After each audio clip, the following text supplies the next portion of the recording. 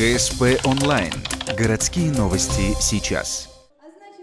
Вторник, 14:00, бизнес-инкубатор. Награждение организаторов, участников и победителей второй заводской олимпиады по химии. Интеллектуальное состязание для учеников школы горно-нефтяного колледжа состоялось по инициативе Ухтинского нефтеперерабатывающего завода. Цель – привлечение молодых кадров. Специально для талантливых химиков, выигравших этот конкурс, предприятие выделяет направление на обучение с последующим трудоустройством.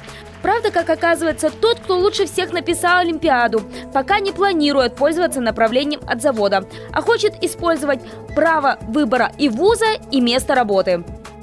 Ну, вообще, я увлекался химией еще с того, как она у нас появилась в школе, поэтому это как-то, второй дом для меня, химический кружок и все такое. И в МГУ я хотел поступить на химфак, заниматься химией как что-то, куда я буду ходить на работу с удовольствием и уходить домой тоже с удовольствием. Я считаю, что это главное в жизни.